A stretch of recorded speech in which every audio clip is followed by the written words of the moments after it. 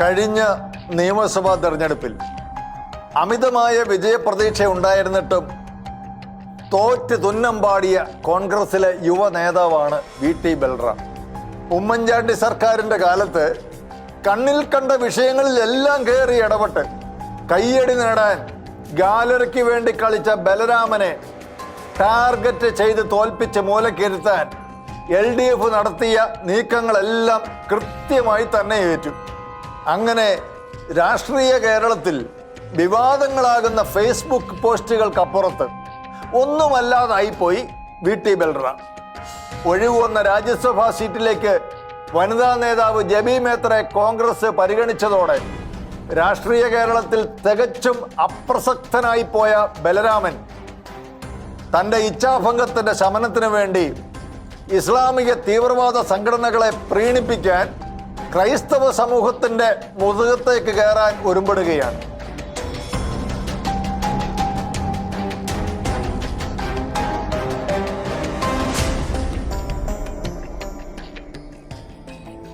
കേരളത്തിൽ ഈ അടുത്ത കാലത്ത് എപ്പോഴെങ്കിലും ഏതെങ്കിലും മുസ്ലിം പള്ളികളിലെ വെള്ളിയാഴ്ച ജൂമാ നമസ്കാരത്തിന് ശേഷം സാമുദായിക സൗഹാർദ്ദം തകർക്കുന്നതോ വർഗീയ വിദ്വേഷം ഉണ്ടാക്കുന്ന രീതിയിലോ ഉള്ളതായ പ്രഭാഷണങ്ങൾ നടന്നതായി റിപ്പോർട്ട് ചെയ്യപ്പെട്ടിട്ടുണ്ടോ? പെട്ടെന്ന് ഓർമ്മയിൽ വരുന്നില്ലത്ര. കഷ്ടം. ഇസ്ലാമിക തീവ്രവാദ നിലപാടുകാരെ സന്തോഷിപ്പിക്കാനായി ക്രൈസ്തവ ഹൈന്ദവ വിശ്വാസികളെ ചാരിക്കൊണ്ടായിരുന്നു ബലരാമന്റെ Facebook post. Pala bishop Mar കല്ലറങ്ങാട്ടിനെതിരെ ഒളിയമ്പ് എറിയാനും ബൽറാം മറന്നില്ല. നാർക്കോട്ടിക് ജിഹാദ് അടക്കമുള്ള കഴമ്പില്ലാത്ത വിദ്വേഷ പ്രചരണങ്ങളും സാമുദായിക സൗഹാർദ്ദം തകർക്കുന്ന രീതിയിൽ ദുരാരോപണങ്ങളും ബിഷപ്പ് നടത്തിയതായി ബൽറാം തൻ്റെ ഫേസ്ബുക്ക് പോസ്റ്റിൽ ആരോപിക്കുന്നു. ബൽറാം വിദ്യാസമ്പന്നനായിരിക്കാം, പക്ഷേ താങ്കൾ ക്രൈസ്തവരുടെ മതസഹോദര്യത്തെക്കുറിച്ച് കൂടുതൽ പഠിക്കേണ്ടിയിരിക്കുന്നെന്ന് KCBC പറഞ്ഞിട്ടുണ്ട്. ബൽറാമിൻ്റെ ഫേസ്ബുക്ക് പോസ്റ്റിനെതിരെ KCBC ഐക്യജാഗ്രത കമ്മീഷൻ ശക്തമായ ഭാഷയിൽ പ്രതികരിക്കുകയുണ്ടായി.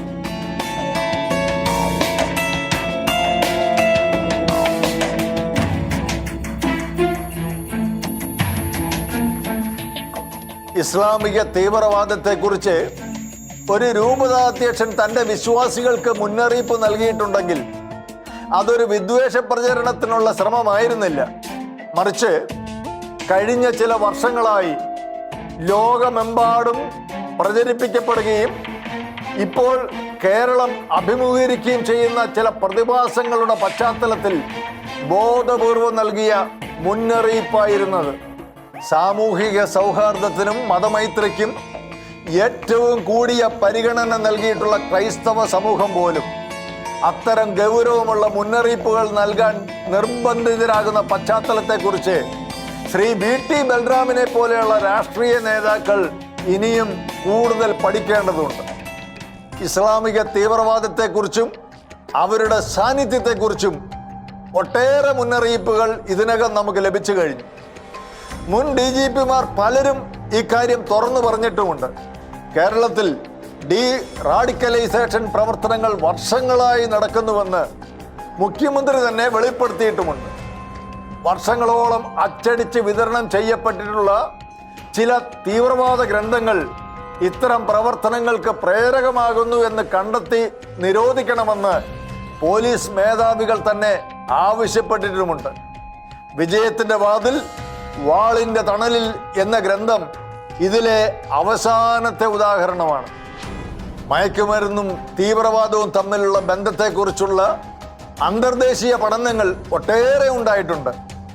കേരളത്തിൽ മയക്കുമരുന്നിൻ്റെ ഉപഭോഗവും വിപണനവും ഭീതിജനകമാം വിധം വർദ്ധിച്ചു വരുന്ന പശ്ചാത്തലത്തിൽ അത്തരം ആശങ്കകൾ ഉയരുന്നെങ്കിൽ അത് തള്ളിക്കളയേണ്ട കാര്യമല്ല, മറിച്ച് ഗൗരവമായി ചിന്തിക്കുകയും അന്വേഷണങ്ങൾ നടത്തുകയും ചെയ്യേണ്ട വിഷയമാണ്.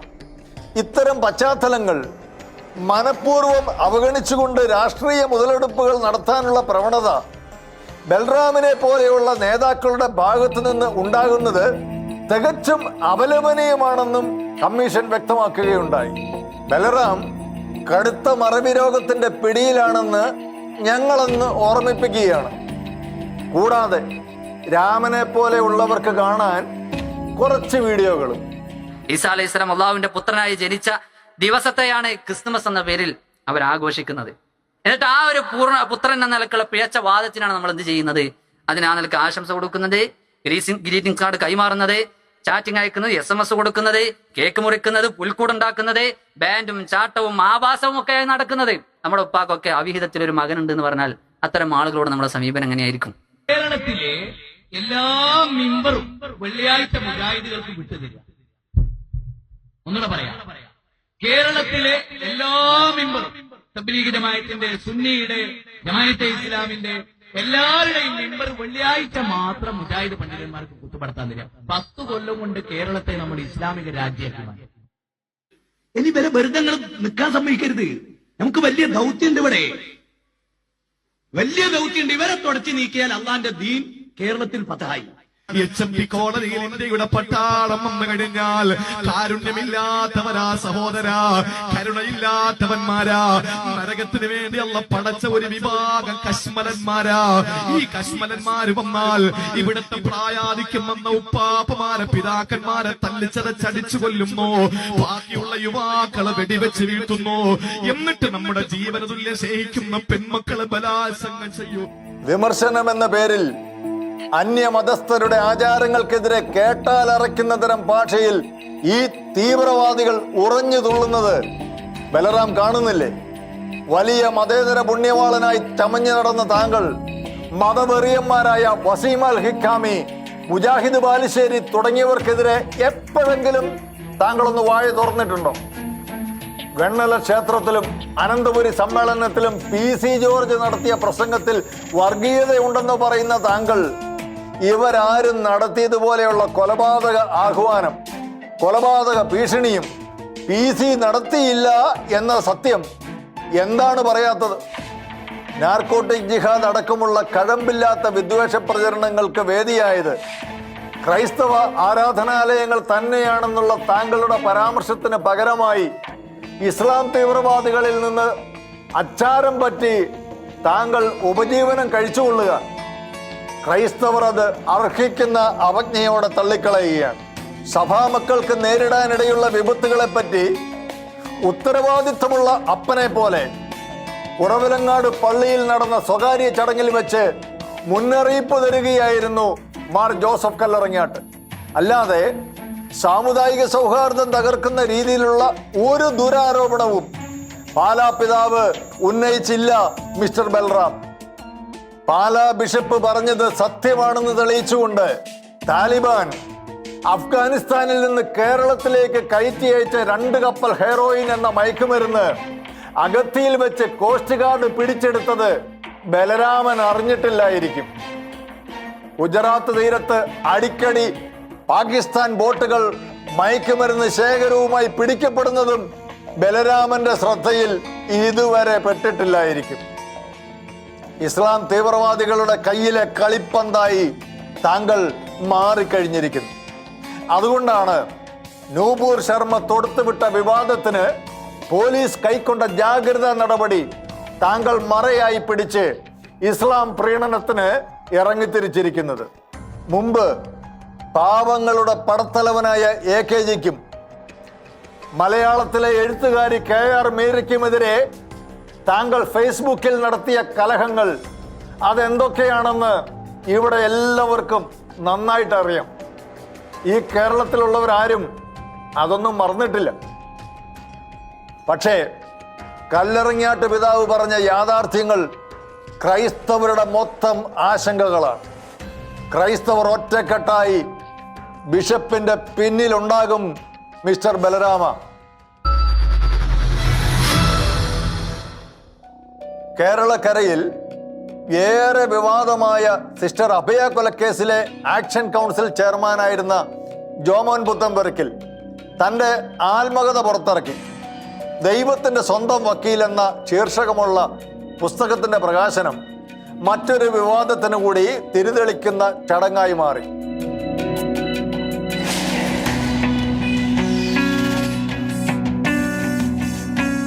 ചടങ്ങിൽ പുസ്തകം പരിചയപ്പെടുത്തി സംസാരിച്ചത് ഇന്ത്യ നിരോധിച്ച ഭീകര സംഘടനയായ സെമിയുടെ സജീവ പ്രവർത്തകനായിരുന്ന, ഇപ്പോൾ മലപ്പുറത്തെ സ്വതന്ത്ര കമ്മ്യൂണിസ്റ്റ് MLA-യുമായ KT ജലീലായിരുന്നു.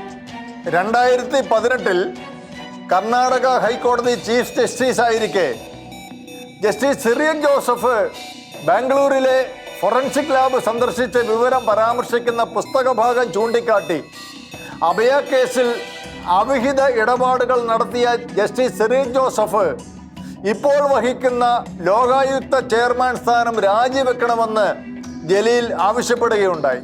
ഒരു ന്യായാധിപൻ എങ്ങനെ ആവരുത് എന്നതിന്റെ ഉത്തമ ഉദാഹരണമാണ് ലോകായുക്ത സിറിയക് ജോസഫ് എന്ന് തെളിവ് സഹിതം പുസ്തകത്തിൽ വിവരിക്കുന്നുണ്ട്. ജസ്റ്റിസ് സിറിയക് ജോസഫിന്റെ ഒരു തരികിടയും ജോമോന്റെ അടുത്ത് വിലപ്പോയില്ല. നീതിബോധം അദ്ദേഹത്തിൽ അല്പമെങ്കിലും തൊട്ടു തീണ്ടിയിട്ടുണ്ടെങ്കിൽ ലോകായുക്ത സ്ഥാനം രാജിവെക്കുകയാണ് യഥാർത്ഥത്തിൽ വേണ്ടത്. തൊട്ടു പിന്നാലെ സംസാരിച്ച രാജ്യസഭ മുൻ ഡെപ്യൂട്ടി സ്പീക്കറും കോൺഗ്രസ് നേതാവുമായ PJ Kurian justice Cyriac Joseph Abhaya കേസിൽ ഒരിടത്തും ഇടപെട്ടിട്ടില്ലെന്നും വ്യക്തിപരമായി അത് തനിക്ക് ബോധ്യമുള്ള കാര്യമാണെന്നും പറഞ്ഞ് ജലീലിന്റെ വാദഗതികളെ പൂർണ്ണമായും തള്ളിക്കളഞ്ഞു. ഫോറൻസിക് ലാബിൽ അദ്ദേഹം പോയത് എങ്ങനെ? അദ്ദേഹം പോയത് on invitation of the director. അദ്ദേഹത്തോടൊപ്പം രജിസ്ട്രാറുണ്ട്, വേറെ 3 ജഡ്ജിമാരുണ്ട്, മാധ്യമപ്രവർത്തകരുണ്ട്. റിപ്പോർട്ട് CBIക്കും കോടതിക്കും കൊടുത്ത 6 മാസമെങ്കിലും കഴിഞ്ഞിട്ടാണ് സിറിയക് ജോസഫ് അവിടെ വിസിറ്റ് ചെയ്തത്. ഞാനും എൻ്റെ ഇൻഫർമേഷൻ എനിക്കറിയാവുന്ന ബോധ്യം പറഞ്ഞതേ ഉള്ളൂ. ഞാൻ ജലീല് ഇത് പറയുമ്പം ജലീലിന് അദ്ദേഹത്തോട് വല്ല വ്യക്തിവിരോധം ഉണ്ടോ ആയിട്ട് പറയാമെന്ന് സംശയിക്കാം. അങ്ങനെ അല്ലെന്ന് ഞാൻ കരുതുന്നു. അതെ ഞാൻ പറഞ്ഞു, അങ്ങനെ അല്ലെന്ന് കരുതുന്നത് പറയുന്നത്. ജലീല് പുസ്തകത്തിൽ നിന്നാണ് പറഞ്ഞത്. താൻ എഴുതിയ കാര്യങ്ങളിൽ ഉറച്ചു നിൽക്കുന്നുവെന്നും PJ കുര്യനെ ആരോ തെറ്റിദ്ധരിപ്പിച്ചതാണെന്നുമായിരുന്നു ജോമോന്റെ മറുപടി. കുര്യൻ സാറ് തെറ്റിദ്ധരിക്കണ്ട, തെറ്റിദ്ധാരണ ഇല്ലാതെ ആണ് കാര്യങ്ങൾ പോകുന്നത്.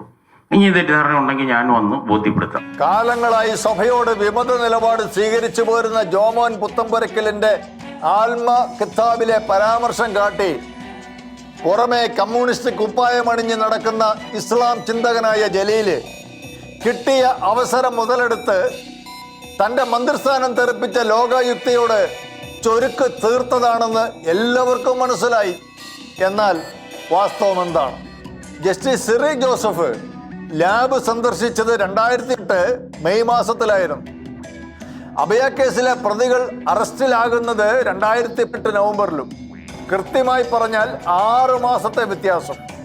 എന്നാൽ പ്രതികൾ അറസ്റ്റിലാകുന്നതിനും ഏകദേശം 1 വർഷം മുമ്പ് തന്നെ, കൃത്യമായി പറഞ്ഞാൽ 2007 ഒക്ടോബർ 26-ന് ബാംഗ്ലൂർ ഫോറൻസിക് ലാബിൽ നിന്നും ലഭിച്ച CD-കൾ CBI കോടതിയിൽ സമർപ്പിക്കപ്പെട്ട് കഴിഞ്ഞിരുന്നു.